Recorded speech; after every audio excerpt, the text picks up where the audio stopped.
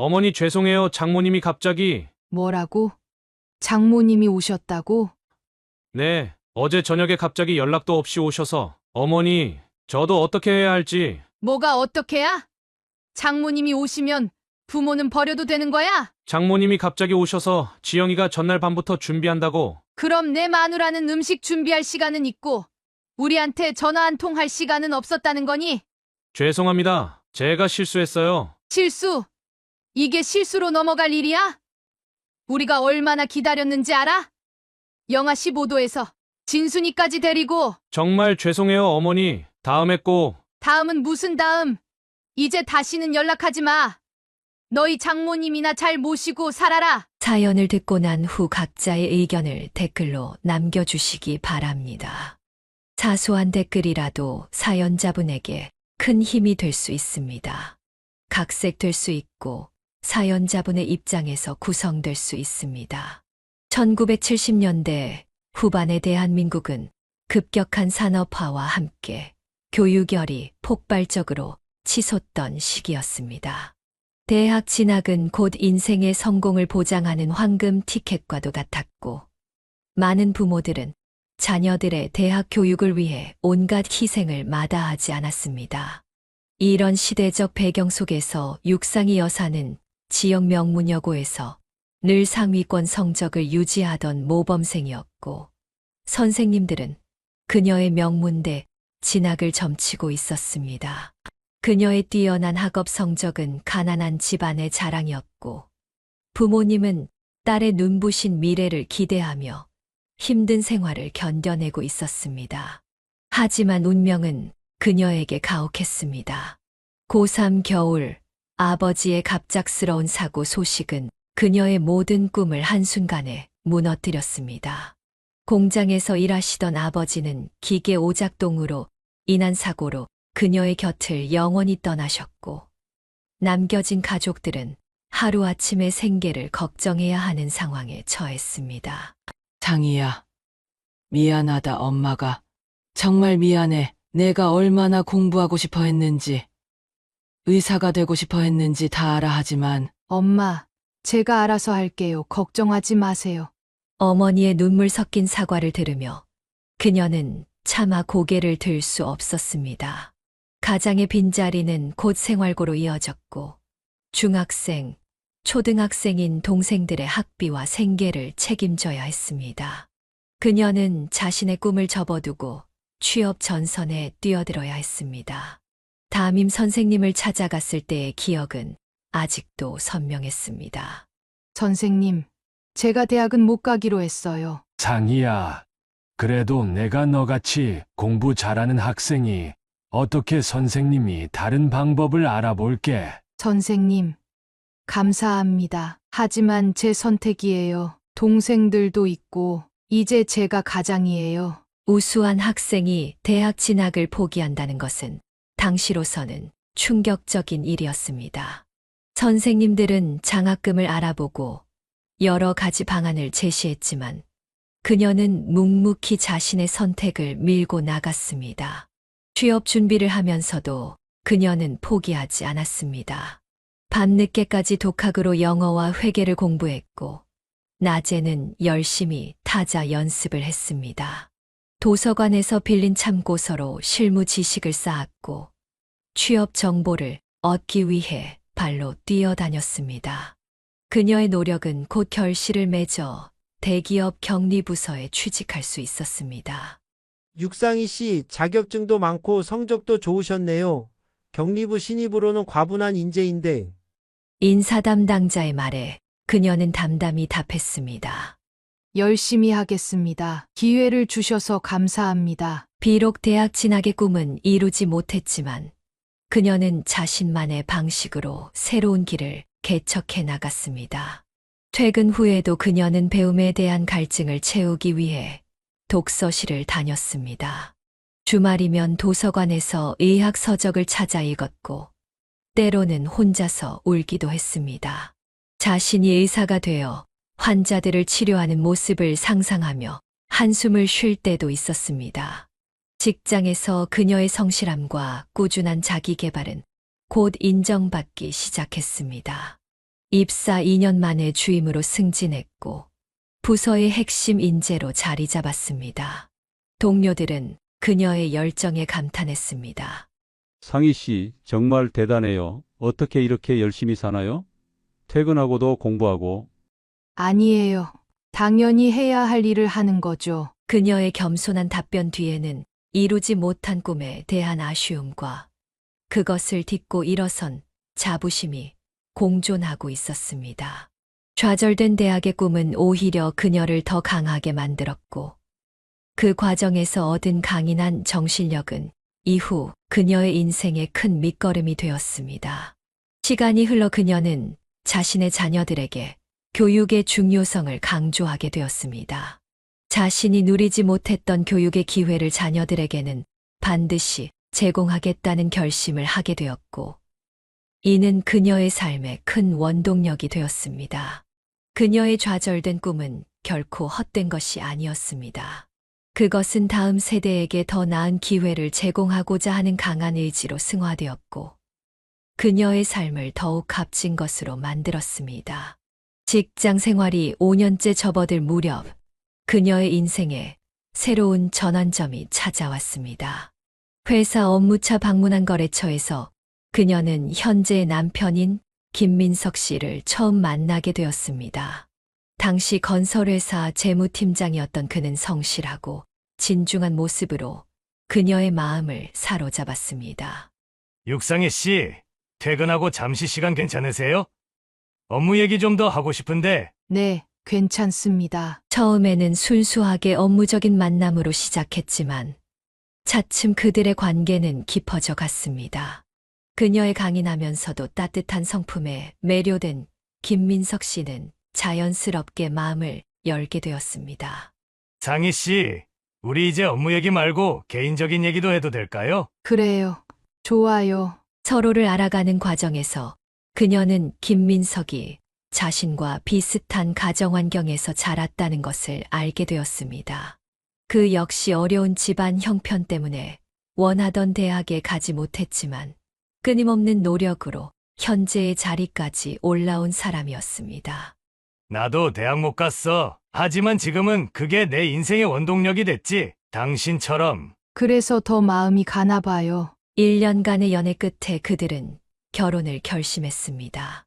결혼식은 소박했지만 따뜻했고 두 사람의 새로운 시작을 축복하는 많은 이들의 진심 어린 축하를 받았습니다. 여보, 우리 앞으로 서로 의지하면서 잘 살자. 그래, 힘들어도 함께하면 다 이겨낼 수 있을 거야. 결혼 후 그들은 작은 전세 아파트에서 새 삶을 시작했습니다. 맞벌이를 하면서 둘 다 열심히 일했고 서로를 위해 아끼고 배려하는 마음으로 살았습니다. 2년 후 그녀는 첫 아이를 가졌다는 소식을 들었습니다. 여보, 우리 애기 생겼어요. 정말, 상희야 고마워. 정말 고마워. 임신 소식은 부부에게 더 없는 기쁨이었습니다. 그들은 태어날 아이에게 좋은 환경을 만들어주기 위해 더욱 열심히 일했습니다. 그리고 그들의 첫 아들 선호가 태어났습니다. 건강하게 태어난 아들을 품에 안은 그녀의 눈에는 행복한 눈물이 고였습니다. 우리 아들, 엄마가 못 이룬 꿈 내가 다 이루렴. 아들 선호는 부모의 사랑과 정성 속에서 건강하게 자라났습니다. 그녀는 자신이 누리지 못했던 교육의 기회를 아들에게는 반드시 제공하겠다는 결심을 실천에 옮겼습니다. 남편의 사업이 점차 안정되면서 가정의 경제적 형편도 나아졌고 그들은 아들의 교육에 아낌없는 지원을 할 수 있게 되었습니다. 선호야, 공부하기 싫을 때도 있겠지만 엄마는 내가 하고 싶은 공부 실컷 할 수 있게 해줄게. 엄마, 나도 열심히 할게요. 엄마가 못 간 대학 내가 꼭 가서 자랑스러운 아들이 될게요. 선호는 어머니의 기대에 부응하듯 공부를 열심히 했고 성적도 우수했습니다. 고등학교를 거쳐 마침내 명문대학교에 합격했을 때 그녀는 자신의 꿈이 아들을 통해 이루어지는 것 같아 가슴이 뭉클했습니다. 우리 아들 정말 잘했어. 아들의 대학 합격 소식에 그녀는 한동안 말을 잇지 못했습니다. 자신이 이루지 못했던 꿈이 아들을 통해 실현되는 순간이었습니다. 남편은 그녀의 어깨를 감싸 안으며 말했습니다. 여보, 당신의 꿈이 이제 선호를 통해 이뤄진 거야. 그렇게 그녀의 좌절된 꿈은 다음 세대를 통해 새롭게 피어났습니다. 이제 그녀는 자신의 선택이 결코 잘못되지 않았다는 것을 확신할 수 있었습니다. 그녀의 희생과 노력이 아들에게 더 나은 미래를 선물한 것입니다. 이것은 단순히 한 가정의 성공 이야기가 아닌 세대를 이어 실현된 꿈의 이야기였습니다. 남편의 정년 퇴직을 앞두고 그녀는 인생의 새로운 장을 준비하게 되었습니다. 도시의 분주한 삶에서 벗어나 자연과 함께하는 삶을 꿈꾸던 부부는 오랜 고민 끝에 경기도 양평의 조용한 마을로 이주를 결심했습니다. 여보, 우리 이제 좀 여유롭게 살아볼까? 꼭 서울에 있을 필요는 없잖아. 그래요. 나도 사실 그런 생각하고 있었어요. 도시 생활이 이제는 좀 벅차네요. 퇴직금으로 마련한 양평의 전원주택은 그들의 새로운 보금자리가 되었습니다. 앞마당에는 작은 텃밭을 만들었고 뒤편으로는 울창한 산이 자리 잡고 있었습니다.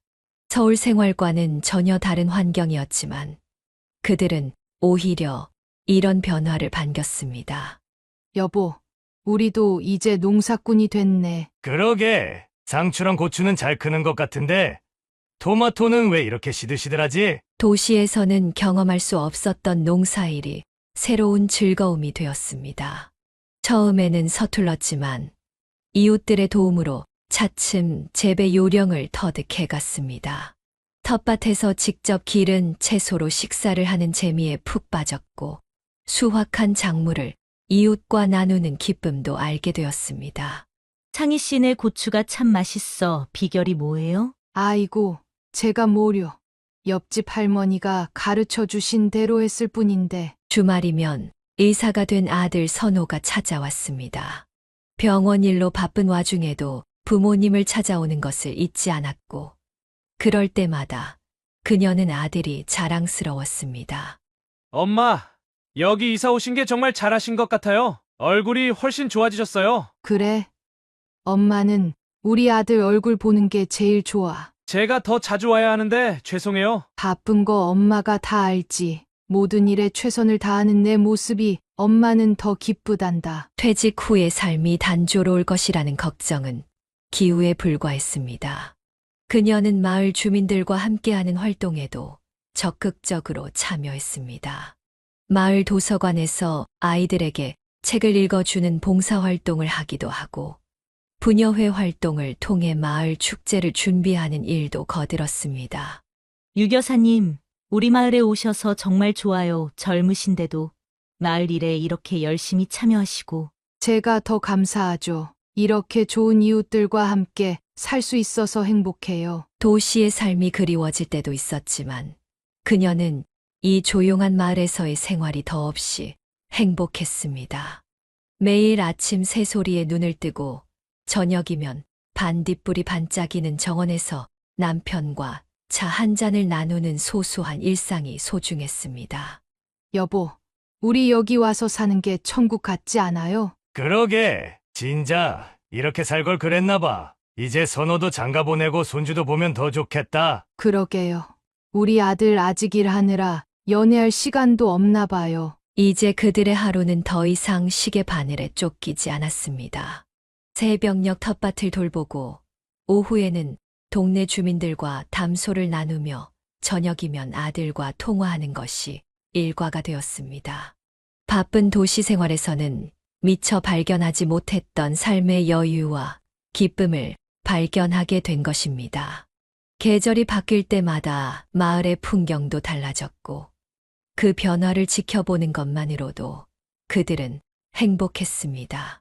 봄에는 산나무를 캐고 여름에는 텃밭 채소를 가꾸며 가을에는 단풍 구경을 하고 겨울에는 눈 쌓인 마을 풍경을 감상하는 등 자연과 함께하는 삶의 리듬을 찾아갔습니다. 주말 아침 평소처럼 텃밭을 가꾸고 있던 그녀에게 기다리던 전화가 걸려왔습니다. 대기업에서 근무하는 아들 선호로부터 걸려온 전화였습니다. 평소와 다른 설레는 목소리로 선호가 말을 꺼냈습니다. 엄마, 나 좋은 사람 만났어. 정말 우리 아들 드디어? 그녀의 가슴이 두근거렸습니다. 늦둥이 아들의 결혼 문제로 늘 걱정이었던 터라 이 소식은 그녀에게 큰 기쁨이었습니다. 응, 우리 회사 경영지원팀에서 일하는 여자예요. 이름은 박지영이고 명문대 경영학과를 나왔어요. 그래. 어떤 사람인지 더 자세히 얘기해 줄래? 지영이는 똑똑하고 배려심도 깊어요. 엄마가 보시면 정말 좋아하실 것 같아요. 선호의 목소리에서 설렘이 묻어났습니다. 그녀는 남편을 불러 이 기쁜 소식을 함께 나누었습니다.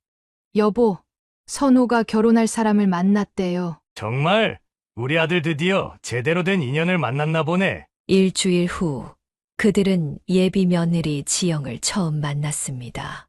지영은 단정한 차림새와 예의 바른 말투로 좋은 첫인상을 남겼습니다. 안녕하세요. 어머님, 아버님 박지영이라고 합니다. 선호 오빠를 통해 많이 들었습니다. 아이고, 우리 며느리 될 사람이 참 고우네. 지영은 명문대 경영학과를 졸업하고 현재는 선호와 같은 회사에서 일하고 있었습니다. 똑똑하고 야무진 며느리의 모습에 그녀는 더할 나위 없이 만족스러웠습니다. 어머님, 제가 비록 요리는 서툴지만 열심히 배우고 있어요. 다음에 올 때는 제가 직접 만든 음식 가져올게요. 아이고, 그런 걱정은 하지 마. 내가 우리 선호랑 잘 지내주는 게 더 중요해. 식사를 마친 후 그녀는 지영과 단둘이 이야기를 나눌 기회를 가졌습니다. 어머님, 선호 오빠가 어머님 자랑을 정말 많이 해요. 어려운 환경에서도 오빠를 훌륭하게 키우셨다고. 그랬니? 우리 선호가 그런 얘기도 했구나. 네, 저도 어머님처럼 현명한 어머니가 되고 싶어요. 그녀의 눈시울이 붉어졌습니다. 자신의 힘든 시절을 아들이 이렇게 자랑스럽게 여기고 있었다는 사실에 가슴이 뭉클했습니다. 그날 저녁 예비 며느리를 배웅한 후 부부는 오랫동안 이야기를 나누었습니다. 여보, 우리 아들 좋은 사람 만났죠? 그래. 지영이 참 똑똑하고 착해 보이더라. 명문대까지 나왔으니 머리도 좋고. 학벌보다 더 중요한 건 마음가짐인데, 지영이는 그것도 참 괜찮은 것 같아요. 결혼 준비 과정에서 지영은 틈틈이 양평의 전원주택을 찾아왔습니다. 그녀의 텃밭 일을 돕기도 하고 시골 생활에 대한 관심도 보였습니다. 어머님, 저도 나중에 이렇게 전원 생활하고 싶어요. 도시 생활도 좋지만 이렇게 자연과 함께하는 삶이 진정한 행복인 것 같아요. 그래, 나중에 우리 선호랑 함께 여기 와서 살아도 좋아. 며느리가 될 지영을 만난 후 그녀의 마음은 더욱 풍요로워졌습니다. 아들의 미래가 행복할 것이라는 확신이 들었고 이제는 정말 모든 것이 완벽해진 것 같았습니다. 텃밭의 채소들도 더욱 싱그럽게 자라는 것만 같았습니다. 이듬해 봄 그녀는 손자 민준이의 탄생을 맞이했습니다. 아들 선호와 며느리 지영의 첫 아이였습니다. 병원 신생아실에서 처음 본 손자의 작은 얼굴은 그녀의 심장을 녹여버렸습니다. 어머님, 저희 아들 한번 안아보세요. 아이고, 우리 민준이 할머니가 너무 보고 싶었어. 갓 태어난 민준이를 품에 안은 순간 그녀의 눈에는 눈물이 고였습니다.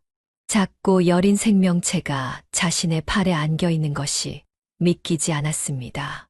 여보, 우리가 드디어 할머니, 할아버지가 됐네요. 그러게 이제 진짜 늙었다는 게 실감나네. 아기를 돌보는 일은 쉽지 않았지만 지영은 똑똑하고 야무진 성격답게 육아를 완벽하게 해내려 노력했습니다.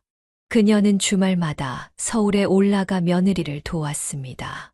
지영아, 너무 무리하지 마. 애기 키우는 건 다 거기서 거기야. 어머님, 제가 체계적으로 육아일지도 쓰고 있어요. 나중에 둘째 낳으면 이 경험이 도움될 것 같아서요. 우리 며느리 역시 똑똑해. 민준이가 100일을 맞이했을 때 그들은 양평집에서 작은 잔치를 열었습니다. 텃밭에서 직접 기른 채소들로 음식을 준비하고 이웃들도 초대해 함께 기쁨을 나누었습니다. 민준아, 할머니가 키운 채소 많이 먹고 건강하게 자라거라. 시간이 흘러 민준이는 걸음마를 시작했고 첫 마디를 내뱉었습니다. 놀라운 것은 민준이의 발달 속도가 또래보다 훨씬 빨랐다는 점이었습니다. 어머님, 민준이가 벌써 알파벳을 다 외워요. 3살인데 영어 동료도 따라 부르고요. 정말 우리 손주가 엄마를 닮아 똑똑하구나. 지영은 아이의 교육에 특별한 관심을 기울였습니다.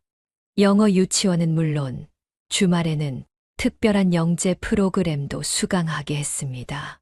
5살이 된 지금 민준이는 또래보다 뛰어난 지적 호기심을 보여주었습니다. 그러나 그녀는 가끔 손자에게 너무 많은 것이 요구되는 건 아닌지 걱정되기도 했습니다. 지영아, 민준이한테 좀 여유를 줘도 될 것 같은데. 어머님, 요즘은 다들 이렇게 키워요. 저도 민준이한테 부담 안 가게 최대한 놀이처럼 접근하고 있어요. 그래도 애가 힘들어하면 안 되니까. 네, 알겠습니다. 어머님, 민준이 표정 잘 살피면서 하고 있어요. 주말이면 민준이는 양평 할머니 집에서 자연과 함께하는 시간을 보냈습니다. 텃밭에서 직접 채소를 따고 개구리를 관찰하고 나비를 쫓아다니며 뛰어노는 모습은 마치 작은 과학자 같았습니다. 할머니, 이 나비는 왜 노란색이에요? 어머나, 우리 민준이는 이런 것도 궁금하구나. 자연 속에서 뛰어노는 민준이의 모습을 보며 그녀는 진정한 교육이 무엇인지 다시 한번 생각하게 되었습니다. 지식도 중요하지만 자연과 어우러지며 배우는 삶의 지혜도 소중하다는 것을 알기 때문입니다.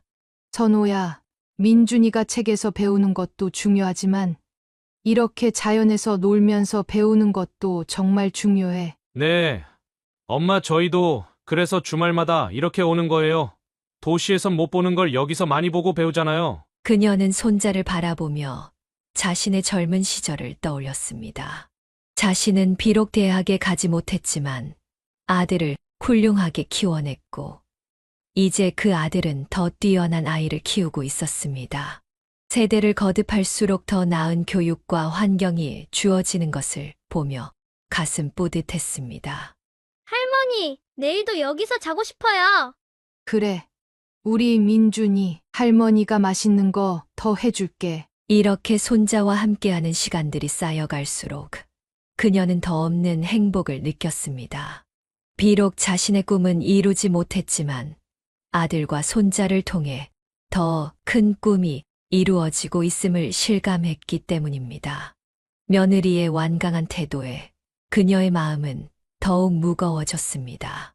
손자 민준이의 지친 모습을 볼 때마다 가슴이 아팠지만 며느리 지영은 교육 스케줄 조정에 대해 완강한 입장을 보였습니다.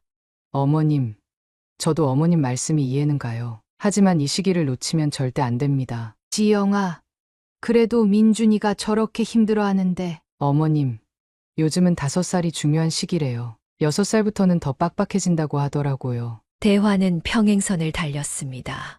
설득을 시도할 때마다 지영은 각종 교육 통계와 사례들을 들며 자신의 교육 방침을 설명했습니다.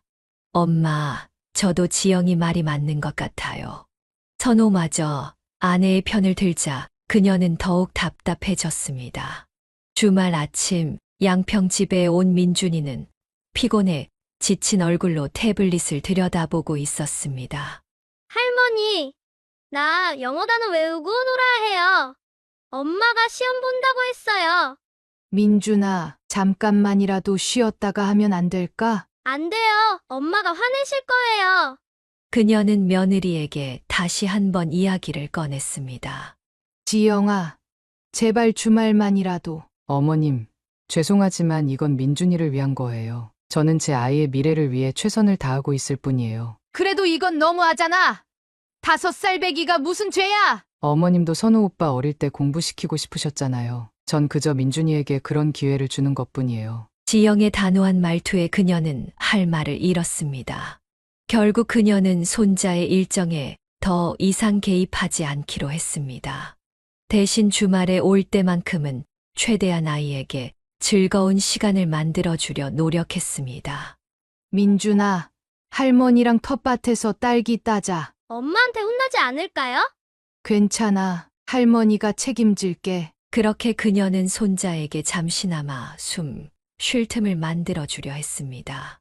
비록 며느리의 교육 방침을 바꾸지는 못했지만 적어도 손자가 잠시나마 편히 쉴 수 있는 안식처는 되어주고 싶었습니다.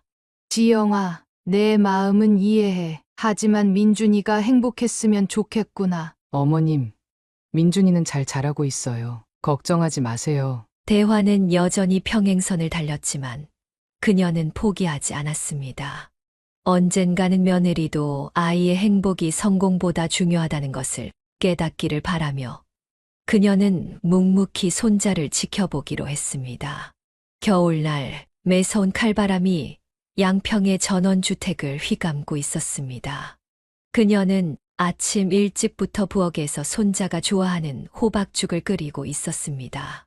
아들 가족이 온다는 생각에 마음이 설렜습니다. 여보, 진순이 밥은 주셨어요?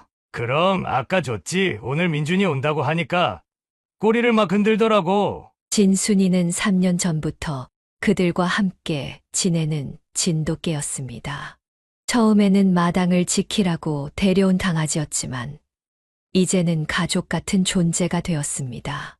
특히 민준이는 진순이를 너무나 좋아했습니다. 정오가 조금 지났을 때 현관 밖에서 차 소리가 들렸습니다. 진순이가 가장 먼저 반응했습니다. 할머니, 할아버지, 진순아. 차에서 내린 민준이는 가방도 내려놓지 않은 채 진순이에게 달려갔습니다. 진순이도 꼬리를 흔들며 민준이를 반겼습니다. 어머님, 추운데 고생하셨죠? 아니야. 우리 손자 보러 오는데 무슨 고생이야. 지영은 여전히 손에 태블릿을 들고 있었고 가방에서는 학습지가 삐죽 나와 있었습니다. 그녀는 못 본 척 시선을 돌렸습니다. 민준아, 할머니가 호박죽 끓여놨어. 들어와서 먹자. 잠깐만요. 진순이랑 좀만 더 놀다 가요. 추운 날씨에도 민준이는 진순이와 마당을 뛰어다녔습니다. 그 모습을 보며 지영이 걱정스러운 목소리로 말했습니다. 민준아, 감기 걸리겠다. 이제 들어와서 공부하자. 엄마, 조금만 더요. 네. 지영아, 오늘 하루는 좀 쉬게 해주면 어떨까? 어차피 주말인데. 그녀가 조심스럽게 말을 꺼냈습니다. 지영은 잠시 망설이다가 고개를 끄덕였습니다. 알겠어요. 하지만 저녁에는 꼭 영어 단어는 외워야 해요. 민준이의 얼굴이 환하게 밝아졌습니다. 오랜만에 보는 해맑은 웃음이었습니다. 할머니, 진순이랑 산책 가도 돼요? 그래. 할머니가 같이 가줄까? 마당을 지나 뒷산으로 이어지는 산책로를 따라 그들은 천천히 걸었습니다. 진순이는 앞장서서 길을 안내했고 민준이는 신이 나서 뛰어다녔습니다. 할머니 봄에는 여기 꽃이 피나요? 그럼 봄이 되면 진달래랑 개나리가 예쁘게 피지. 우와, 그때도 와도 돼요? 당연하지. 우리 민준이가 오고 싶을 때 언제든 와. 저녁이 되자 그녀는 손수 만든 반찬들로 저녁 식사를 차렸습니다.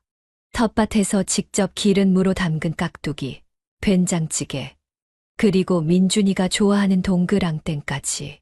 할머니 음식이 제일 맛있어요. 식사를 마친 후 민준이는 약속대로 영어 단어를 외웠습니다. 하지만 이번에는 평소와 달랐습니다. 진순이가 옆에 누워 있었고 창밖으로 보이는 달빛이 그들을 비추고 있었습니다. 엄마 다 외웠어요. 이제 진순이랑 놀아도 돼요? 지영은 아들의 달라진 모습에 놀란 듯 했습니다. 평소보다 더 빨리, 더 정확하게 단어를 외운 것입니다. 밤이 되자 민준이는 진순이가 있는 거실에서 자겠다고 졸랐습니다. 결국 거실에 이불을 깔고 진순이와 함께 누웠습니다. 할머니, 내일도 여기서 자도 돼요? 그래. 내일도 우리 민준이랑 진순이랑 여기서 자자. 잠들기 전 민준이는 진순이를 꼭 껴안은 채 속삭였습니다. 진순아, 너무 좋아. 내일도 같이 놀자. 그렇게 겨울밤은 깊어갔고 할머니 집의 포근한 온기는 계속되었습니다. 내일이 오면 또 어떤 일들이 벌어질지 그녀는 기대에 부풀었습니다. 다음 날 아침 새소리와 함께 하루가 시작되었습니다. 그녀는 일찍 일어나 민준이가 좋아하는 팥죽을 끓이고 있었습니다. 그때 거실에서 날카로운 목소리가 들렸습니다. 민준아, 얼른 일어나서 숙제부터 하자. 어제 하나도 안 했잖아. 엄마, 조금만 더 자고 싶어요. 안 돼. 일어나. 할머니 집에 왔다고 공부를 이럴 순 없지. 그녀는 부엌일을 멈추고 거실로 나왔습니다. 민준이는 진순이를 베고 잠든 채였고 지영은 아이의 이불을 걷어내고 있었습니다.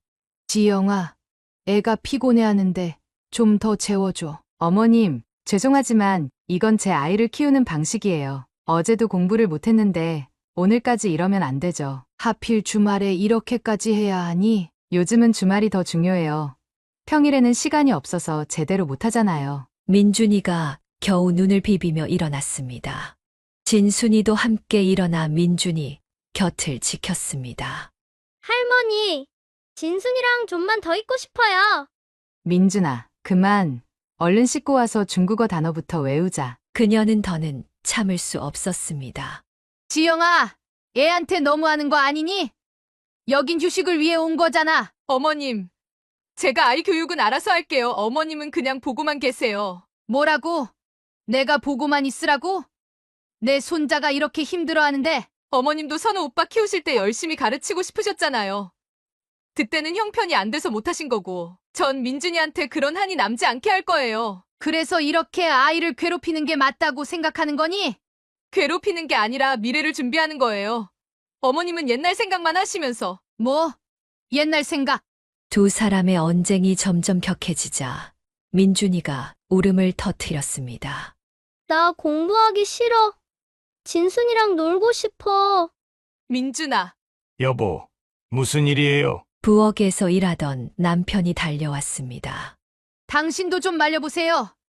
지영이가 휴식도 없이 애를 이렇게. 아니, 어머님이 자꾸 제 교육 방침에 간섭하시니까. 간섭이라고? 내가 걱정돼서 하는 말을. 걱정이면 어머님 세대의 기준으로 하지 마세요. 지금은 다른 시대라고요. 팽팽한 긴장감이 흐르는 가운데 민준이는 진순이의 목덜미를 붙잡고 계속 흐느꼈습니다. 할머니, 나 여기 있고 싶어요. 공부하기 싫어요. 지영아, 제발 오늘 하루만이라도. 안 됩니다. 어머님, 제 아이는 제가 키울게요. 민준아, 얼른 가방 가져와. 이 순간 진순이가 갑자기 민준이 앞을 가로막고 으르렁거렸습니다. 마치 민준이를 보호하려는 듯한 자세였습니다. 진순아, 비켜. 지영의 목소리가 잠시 흔들렸습니다. 하지만 곧 단호한 표정을 지으며 말했습니다. 어쨌든 오늘은 숙제부터 해야 해요. 진순이는 나중에 놀아주면 되잖아요. 그녀는 마지막으로 한마디를 던졌습니다. 지영아, 넌 지금 아이의 현재를 망치면서 미래를 준비하고 있는 거야. 어머님, 그만하시죠. 제 교육 방식을 이렇게까지 부정하지 마세요. 아침부터 시작된 이 긴장감 속에서 양평의 겨울 아침은 점점 더 차가워져 갔습니다. 긴장감이 감돌던 며칠 후의 저녁, 그녀의 휴대폰이 울렸습니다. 아들 선호였습니다. 아침부터 시작된 작은 떨림이 저녁 내내 이어져 왔던 그녀의 마음은 아들의 발신번호를 보는 순간 더욱 크게 요동쳤습니다. 어머니, 저예요. 그래. 우리 아들 무슨 일이니? 저번에 일, 죄송해요. 어머니 마음도 이해가 되고, 지영이 마음도 이해가 돼서, 제가 중간에서 너무 아무것도 하지 못했네요. 선호의 목소리에는 미안함이 가득했습니다. 그녀도 마음이 무거웠습니다. 며느리와의 갈등 속에서 아들을 난처하게 만들었다는 생각에 자책감이 들었습니다. 아들, 엄마가 너무 심하게 말했나? 며느리한테도 그렇고. 아니에요. 어머님 말씀이 다 맞아요. 저도 요즘 민준이를 보면서 많이 고민했거든요. 그래서 제가 이번 주말에 우리 다 같이 나들이 가는 게 어떨까 해서요. 나들이? 네, 민준이도 답답했을 것 같고 지영이한테도 이야기했는데 좋다고 하더라고요. 처음으로 학원 스케줄도 다 비워뒀어요. 그녀는 잠시 말을 잇지 못했습니다. 며느리가 처음으로 주말 스케줄을 양보했다는 사실에 놀라움과 감동이 교차했습니다. 남한산성 올라가는 건 어떠세요? 민준이가 성곽 보는 거 좋아하거든요. 거기 올라가면서 역사 이야기도 해주고 자연스럽게 공부도 되고 운동도 되고. 그래, 좋은 생각이구나. 지영이도 이번엔 학습지고 뭐고 다 놓고 가기로 했어요. 진순이도 데리고 가면 좋을 것 같아요. 민준이가 진순이랑 있을 때가 제일 행복해 보이더라고요. 그녀의 마음이 조금씩 풀어지기 시작했습니다. 아들은 이어서 조심스럽게 말을 이었습니다. 어머니, 사실 지영이가 많이 힘들어했어요. 어머님한테 죄송하다고 전해달래요. 직접 말하기가 쑥스러워서 자기도 요즘 민준이를 보면서 고민이 많대요. 아니야. 엄마가 너무 심하게 나왔는지도 모르지. 며느리 입장도 이해해. 그저 우리 민준이가 힘들어 보여서 그랬던 거야. 이번 주말에 날씨도 좋대요. 아버님도 모시고 다 같이 가요. 아버님이 들려주시는 옛날 이야기 민준이가 참 좋아하잖아요. 그래, 그러자꾸나. 할머니가 민준이 좋아하는 김밥도 싸갈게. 지영이도 좋아하는 유부초밥도 만들고. 통화를 마친 후 그녀는 남편에게 이 소식을 전했습니다. 남편도 이번 나들이가 가족 모두에게 좋은 기회가 될 거라며 기뻐했습니다. 여보, 이번 주말에 우리 다 같이 남한산성 가기로 했어요. 그래? 잘 됐네. 민준이도 좋아할 거야. 나도 벌써부터 설레는구만. 진순이도 데려간대요. 저번에 그렇게 다퉜는데 선호가 이렇게 중간에서 잘 풀어주네요. 그러게 말이에요. 우리 아들이 제법 어른이 됐네. 다음 날 아침 지영에게서 문자가 왔습니다. 어머님, 이번 주말 나들이 정말 감사합니다. 제가 너무 고집을 부렸죠. 민준이도 너무 좋아하네요. 어제 밤부터 신이 나서 잠도 못 자고 있어요. 진순이 간다는 말에 특히 좋아하더라고요. 그녀는 따뜻한 마음으로 답장을 보냈습니다. 지영아, 엄마도 미안해. 내 마음을 더 이해하지 못했구나. 이번 주말에 다 같이 좋은 시간 보내자. 내가 좋아하는 떡볶이도 준비할게. 주말을 기다리는 동안 민준이는 매일 전화로 할머니에게 물었습니다. 할머니, 진순이도 꼭 데려가는 거죠? 산성 올라가면서 진순이랑 경주하고 싶어요. 이번에는 학원 숙제도 없대요. 그래, 우리 손주. 할머니가 맛있는 김밥도 많이 싸갈게. 산에서 먹는 김밥이 제일 맛있지. 할머니, 이번에는 엄마가 태블릿도 안 가져간대요. 신나요. 민준이의 해맑은 목소리를 들으며 그녀는 이번 나들이가 가족 모두에게 새로운 시작이 될 것이라는 희망을 가졌습니다.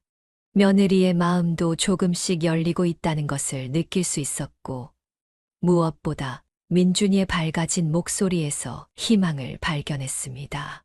이렇게 서서히 풀어지는 가족들의 마음처럼 차가웠던 겨울 날씨도 조금씩 풀리기 시작했습니다. 토요일의 나들이를 기다리며 그녀는 오랜만에 편안한 마음으로 잠이 들었습니다. 꿈에서는 온 가족이 함께 웃으며 산을 오르는 모습이 보였고 진순이도 그들과 함께였습니다. 영하 15도를 밑도는 한파가 몰아치던 토요일 아침, 그녀는 남한산성 입구에서 초조하게 시계를 확인했습니다. 살을 내는 듯한 칼바람이 불어올 때마다 온몸이 움츠러들었습니다. 약속 시간이었던 오전 10시가 지난 지 벌써 1시간이 넘었지만 아들 가족의 모습은 보이지 않았습니다. 여보, 좀 더 따뜻한 데서 기다릴까요? 손가락이 다 얼어버릴 것 같아요. 남편이 붉게 얼어버린 손을 비벼가며 말했습니다. 진순이도 추위에 떨며 그들의 발치에 바짝 붙어 있었습니다. 조금만 더 기다려봐요. 이제 올 거예요. 그녀는 꽁꽁 언 손으로 다시 한번 전화를 걸었지만 여전히 신호음만 울릴 뿐이었습니다. 매서운 바람이 불어올 때마다 얼굴이 따갑고 코끝이 시려왔습니다. 입김이 하얗게 얼어붙는 추위 속에서 그들은 계속해서 기다렸습니다. 옆 가게 온도계는 영하 15도를 가리키고 있었고, 예보에는 체감 온도가 영하 20도 밑으로 떨어질 거라 했습니다. 진순아, 너무 추운데 차에서 기다릴까? 진순이의 털이 하얗게 서리로 덮여갔습니다. 그래도 계속해서 주차장 입구만 바라보았습니다. 마치 민준이를 기다리는 듯한 모습이었습니다. 2시간이 지나도록 아무런 연락이 없자 그녀의 마음속에서는 서서히 분노가 피어올랐습니다. 영하의 한파 속의 노부부와 걔를 이렇게 기다리게 하다니. 여보, 발가락이 다 얼어버린 것 같아요. 이제 그만 들어갈까요? 남편의 입술이 파랗게 변해 있었습니다.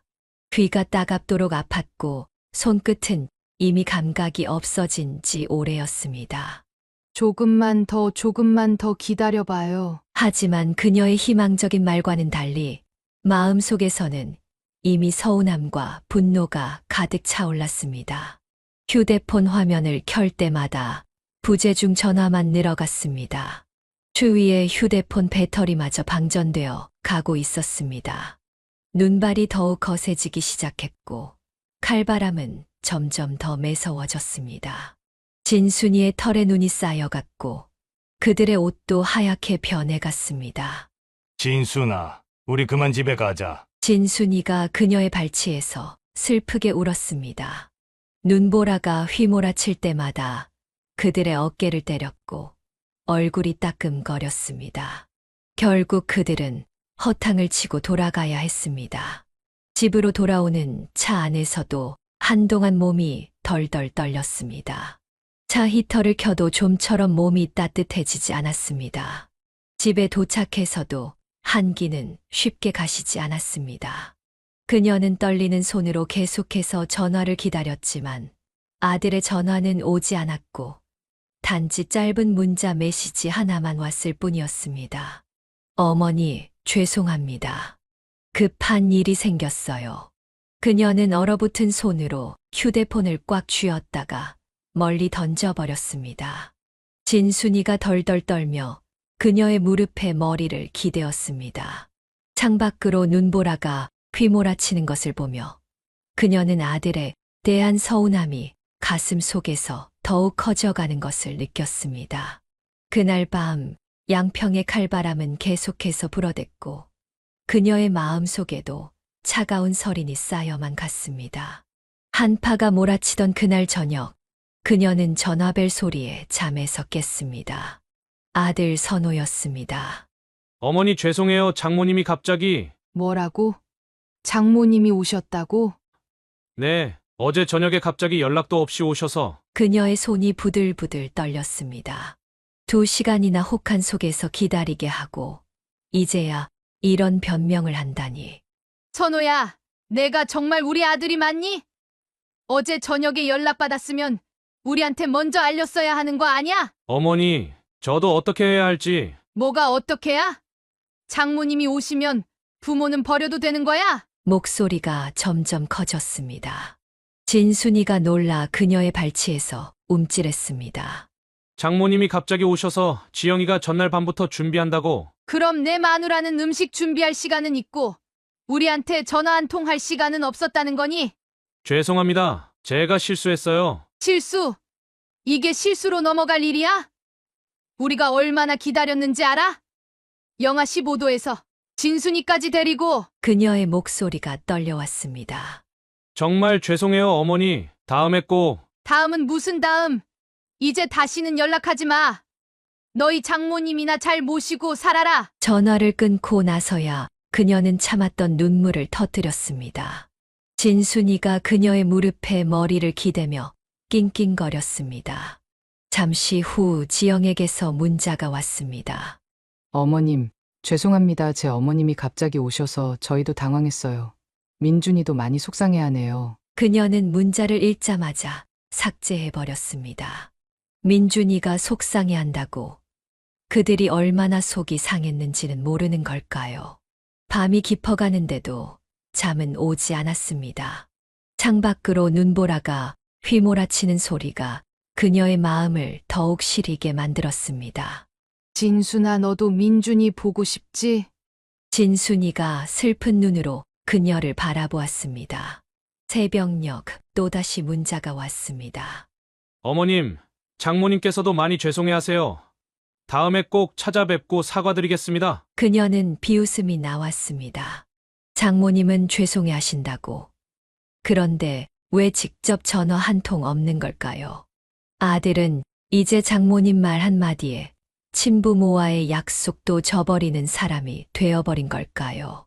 내가 우리 선호를 어떻게 키웠다고. 이제는 장모님이 더 소중하니. 아침이 밝아올 때까지 그녀는 뜬 눈으로 밤을 지새웠습니다.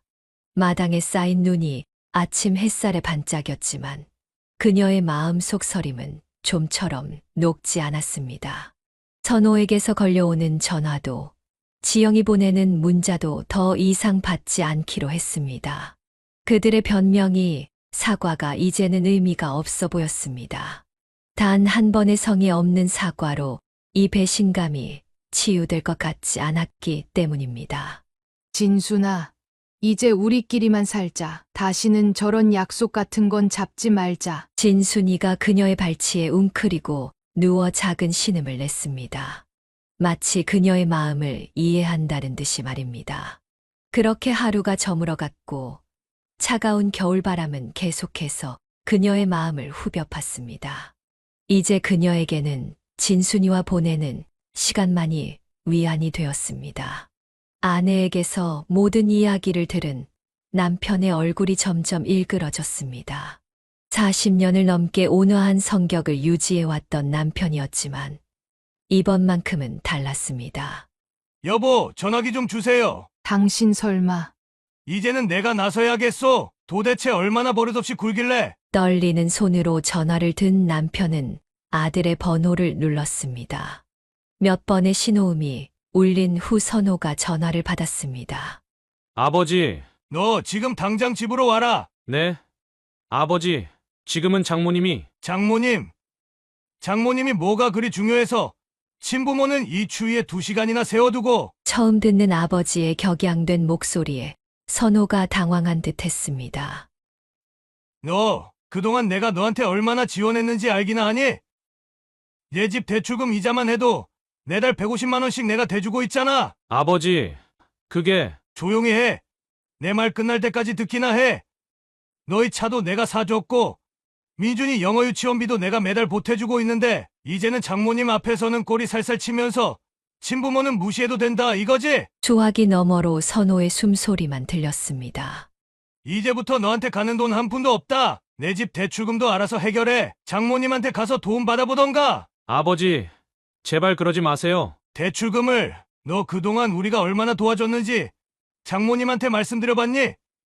아니면 장모님 앞에서는 내가 다 해결하는 것처럼 으스대고 있구나. 아버지, 그건 아니에요. 됐다.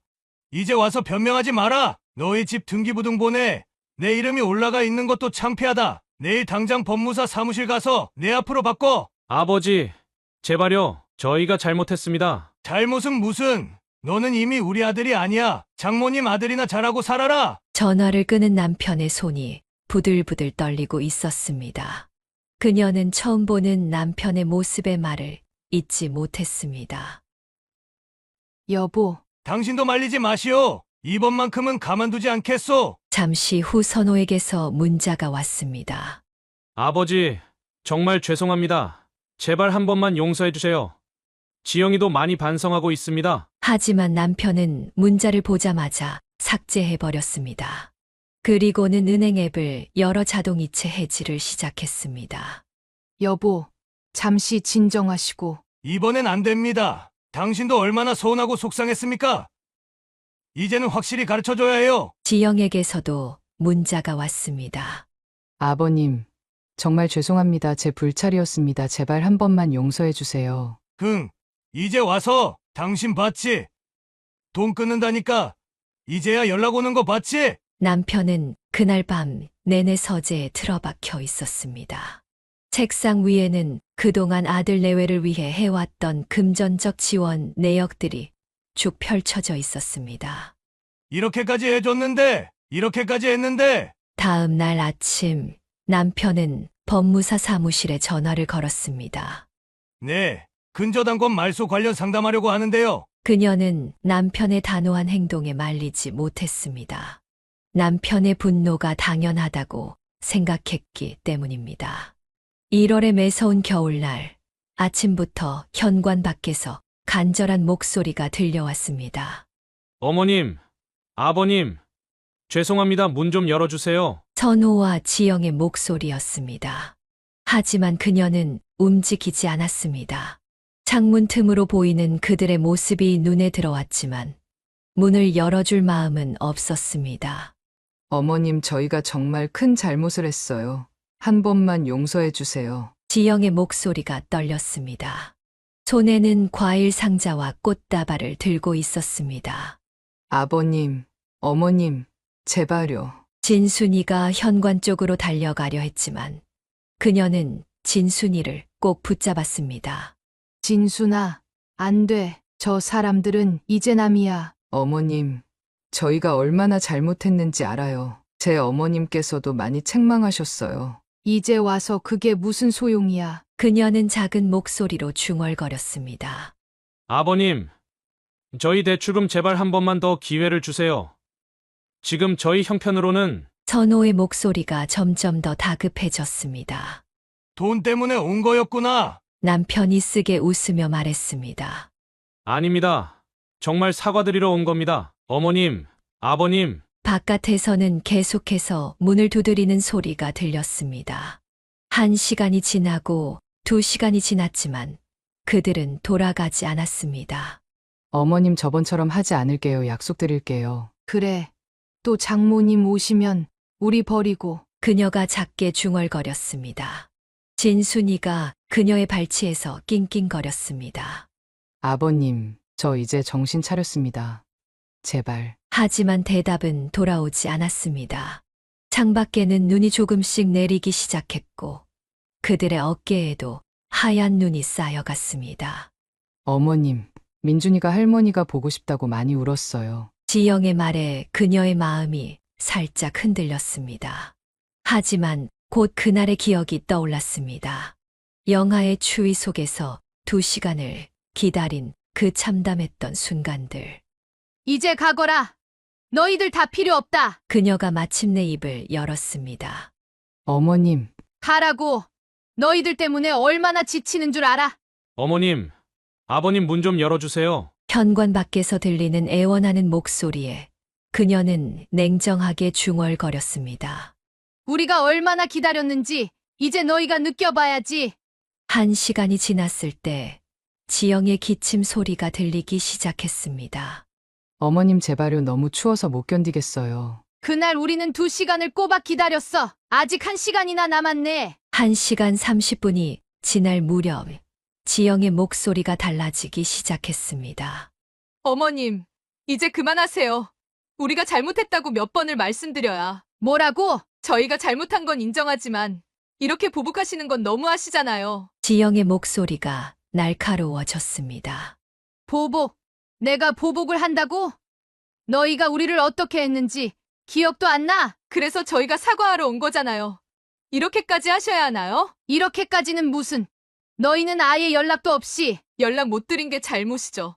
하지만 어머님, 지금 하시는 행동은 너무 유치하세요. 그 말에 그녀의 이성이 무너져 내렸습니다. 유치하다고? 내가 유치해. 내가 뭘 안다고. 네, 유치하세요. 어른이 이렇게 안가품하시는 거. 안가품? 안가품이라고? 너는 시부모를 이렇게 무시해도 되는 줄 아니? 무시가 아니라 어머님도 아시잖아요. 제 어머님이 오셨는데 어떻게 해야 했는지. 아, 그래. 내 어머님이 더 중요하지. 우리 아들도 이제 장모님만 찾아다니고. 어머님, 그만하세요. 이제는 정말. 지영의 목소리가 떨렸습니다. 하지만 이번에는 추위 때문이 아닌 것 같았습니다. 당신들은 정말 최악이에요.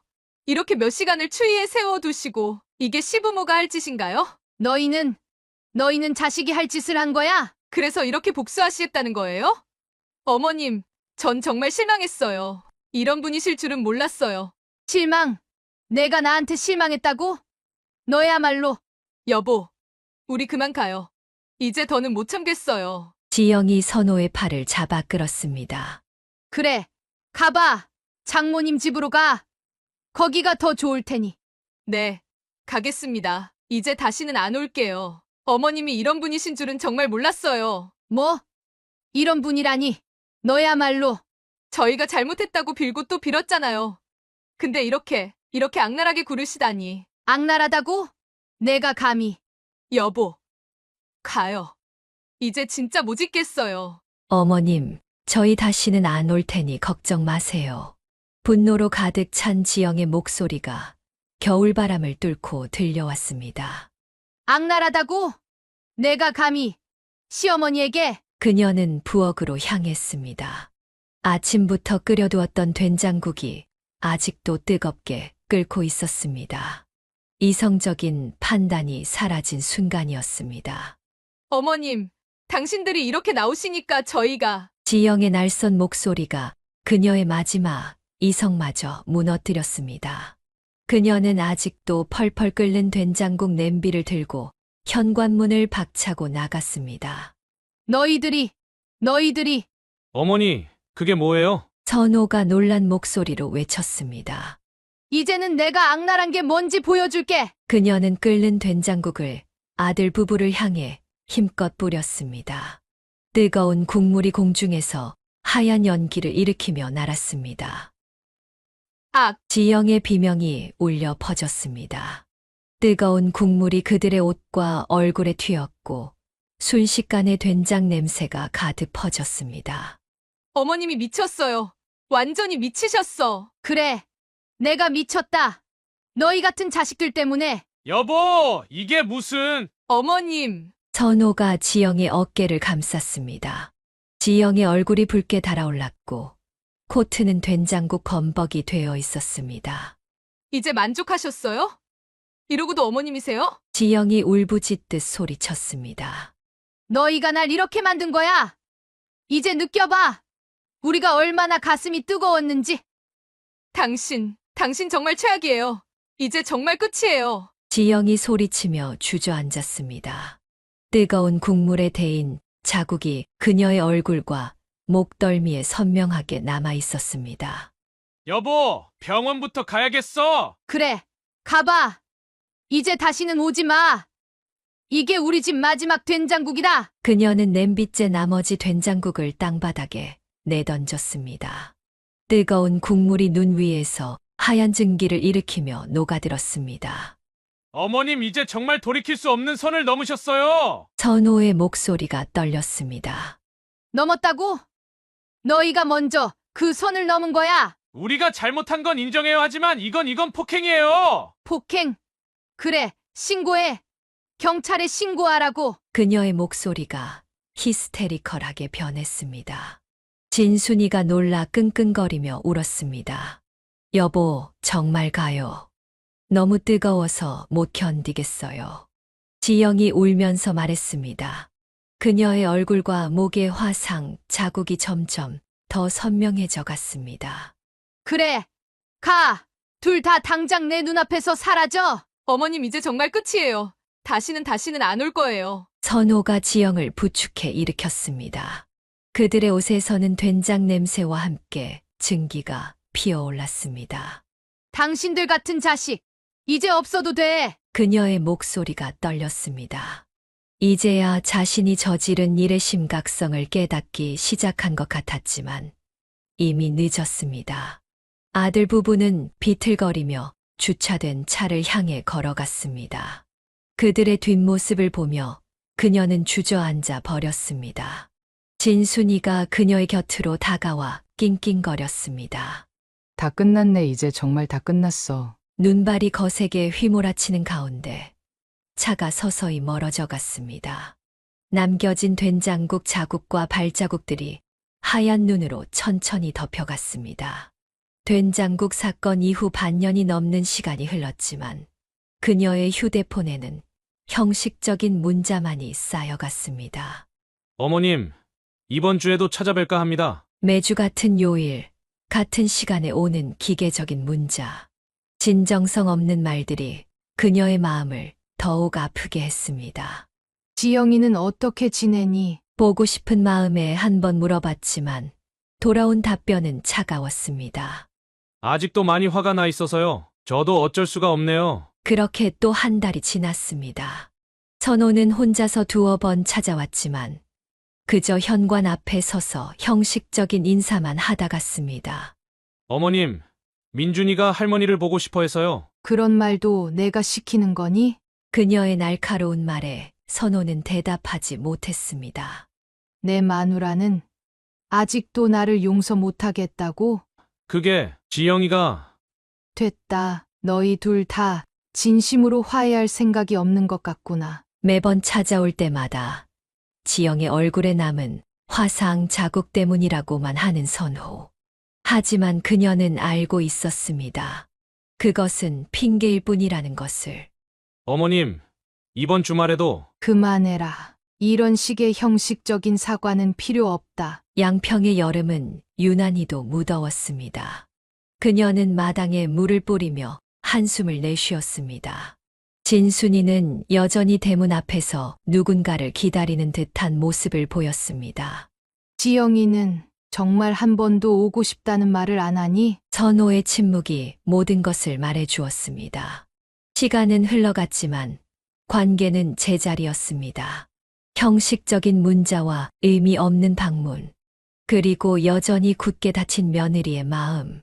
진정한 화해는 멀기만 했습니다. 할머니가 보고 싶다고? 그런 말을 하면서 너희는 정작 진심으로 이 관계를 회복하고 싶은 마음이 있기는 한 거니? 그녀의 물음에 선호는 또다시 침묵했습니다. 그저 시간이 지나면 모든 게 해결될 거라 생각했던 걸까요? 하지만 시간은 오히려 그들의 관계를 더욱 서늘하게 만들어갔습니다. 어느 여름 또다시 현관 앞에 선호가 서 있었습니다. 매번 그랬듯 형식적인 인사와 준비해온 듯한 사과의 말들을 늘어놓았습니다. 어머님, 이번에는 꼭 한 번만 봐주세요. 그녀는 창문 틈으로 아들을 바라보았습니다. 땀에 젖은 와이셔츠, 대충 맨 넥타이, 그리고 손에는 또다시 비싼 과일 상자. 그의 모든 것이 성의 없어 보였습니다. 여보, 이제 그만 문 열어주시죠. 남편이 한숨을 쉬며 말했습니다.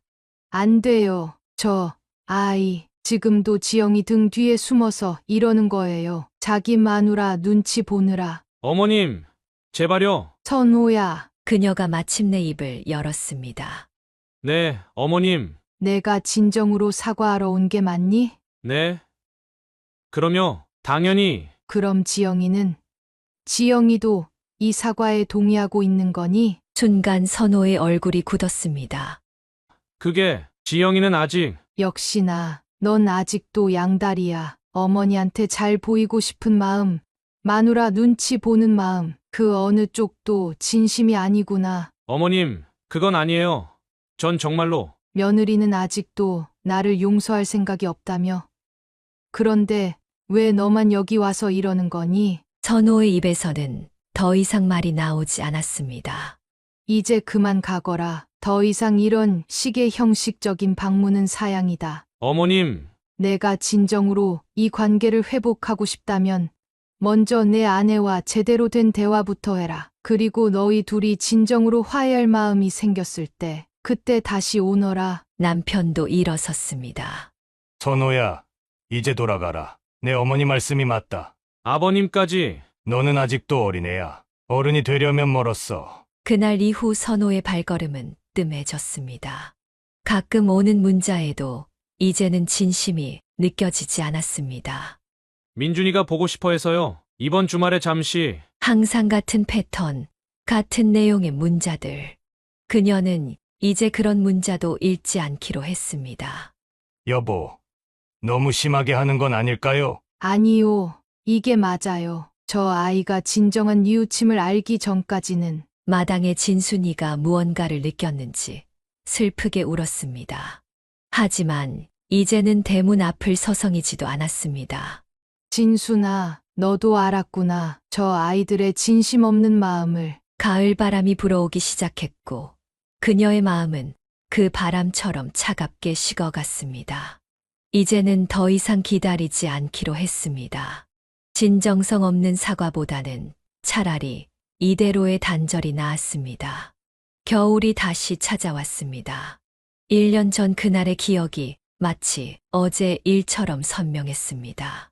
된장국 사건 이후 수없이 받았던 형식적인 사과와 면목 없다는 말들. 그러나 그 어떤 말에도 진심이 느껴지지 않았습니다. 여보, 오늘따라 왜 이렇게 한숨을 쉬어요? 남편이 걱정스러운 눈빛으로 물었습니다.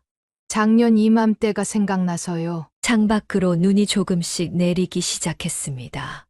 마당에서 진순이가 눈을 맞으며 서성거렸습니다. 어머님, 새해 복 많이 받으세요. 새해가 되자 선호에게서 또다시 형식적인 문자가 왔습니다. 내용도 시간도 모두 예측 가능한 그런 메시지였습니다. 그녀는 휴대폰을 내려놓았습니다. 이제는 정말 지쳤어요. 그녀의 목소리가 떨렸습니다. 내 자식이 이럴 수가 있나요? 마누라 눈치 보느라 이렇게 위선적으로 굴다니. 창밖의 눈은 계속해서 내렸고 그녀의 마음속 상처는 점점 더 깊어만 갔습니다. 이제는 슬픔조차 느껴지지 않았습니다. 진순아, 우리끼리라도 행복하게 살자. 진순이가 그녀의 무릎에 머리를 기대었습니다. 창밖으로 보이는 하얀 눈처럼 그녀의 마음도 차갑게 얼어붙어 갔습니다. 시간은 계속해서 흘러갈 것이고 아마도 선호는 앞으로도 가끔씩 형식적인 연락을 해올 것입니다. 하지만 이제 그녀는 더 이상 기대하지 않기로 했습니다. 자식이 뱉은 진심 없는 말들이, 위선적인 행동들이 그녀의 마음을 조각조각 부숴놓았기 때문입니다. 이제 정말 끝이구나. 양평의 하얀 눈이 계속해서 내렸고 그 차가운 침묵 속에서 그녀의 마지막 희망마저 서서히 녹아 사라져갔습니다. 사연을 듣고 댓글을 남겨주시기 바랍니다. 사소한 의견일지라도 사연자분에게는 큰 힘이 됩니다. 노골적인 악성 댓글은 사연자분에게 상처가 될 수 있으니 삼가주시기 바랍니다.